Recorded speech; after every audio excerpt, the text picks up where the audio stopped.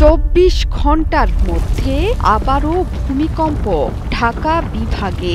এবার ভূমিকম্পে কেঁপে উঠল গাজীপুর। রিক্টার স্কেলের মাত্রা 3.3। এবারের ভূমিকম্পটি মৃদু হলেও দিচ্ছে নতুন কোনো বিপদের আভাস।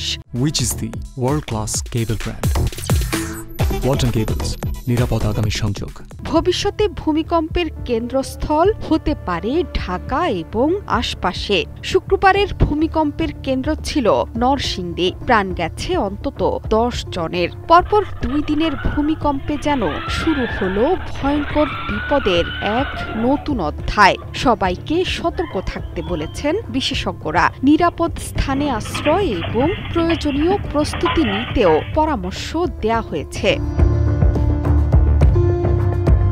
সাধারণত যেসব এলাকায় গভীর ভূচ্যুতি থাকে সেখানে 200-250 বছর পর পর মাঝারি বা বড় ভূমিকম্প আসতে পারে। সেই সময়চক্রের ভেতরে বর্তমানে প্রবেশ করেছে বাংলাদেশ। ঢাকা বিশ্ববিদ্যালয়ের ভূমিকম্প পর্যবেক্ষণ কেন্দ্র গত 485 বছরের ভূমিকম্প তালিকাভুক্ত করে দেখিয়েছে। এতে দেখা গেছে ঢাকা এবং এর আশপাশে ঐতিহাসিকভাবে মাত্র 6টি ভূমিকম্প হলেও গত 12 বছরে এই সংখ্যা উঠে এসেছে 10-এ। এমনকি বদলে যাচ্ছে কেন্দ্রস্থল। আগে এসব ভূমিকম্পের কেন্দ্র ছিল সিলেট, চট্টগ্রাম এবং কক্সবাজার। বর্তমানে এগুলো মানিকগঞ্জ, নারায়ণগঞ্জ, ময়মনসিংহ, দোহার আর নরসিংদীর দিকে, অর্থাৎ রেড জোনে ঢাকা।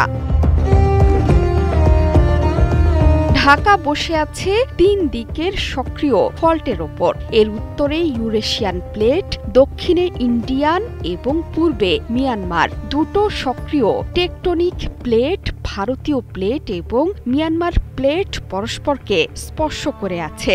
এই দুটো প্লেটে সংঘর্ষের কারণেই এত ভূমিকম্প হচ্ছে। রাজুকের 2024 সালের সমীক্ষায় বলা হয়েছে মধুপুর ফল্টে 6.9 মাত্রার ভূমিকম্প হলে ঢাকা শহরের 40 থেকে 65% ভবন ধসে পড়তে পারে। রাতে ভূমিকম্প হলে মৃত্যুর সংখ্যা 3 লাখ থেকে 5 লাখ পর্যন্ত হতে পারে। প্রধান সড়কের 50 এবং সেতুর প্রায় 96% ধসে পড়ার ঝুঁকিতে।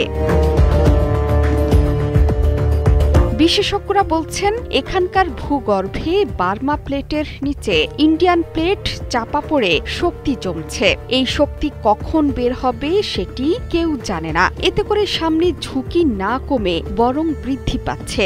1869 থেকে 1930 এই 61 বছরের মধ্যে এই অঞ্চলে 5টি বড় ভূমিকম্প হয়, যার সবই রিক্টার স্কেলে 7-এর উপরে। এরপর দীর্ঘদিন এমন কোনো ঝুঁকি সামনে আসেনি। এই ব্যাপারকেই বিপজ্জনক বলছেন বহু বিশেষজ্ঞ। যেন একটি বড় চাপ জমে আছে, সেটি বের হওয়ার পথ খুঁজছে। 13টি অঞ্চলকে ভূমিকম্প ঝুঁকিপূর্ণ বলছে দুর্যোগ ব্যবস্থাপনা অধিদপ্তর। বিশেষ করে সিলেটের জৈন্তাপুর এবং পার্বত্য চট্টগ্রামের 3 জেলা সবচেয়ে ঝুঁকিতে।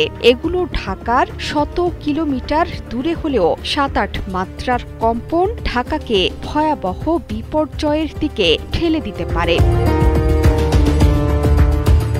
জোহরা চৌধুরী সেতু, 71।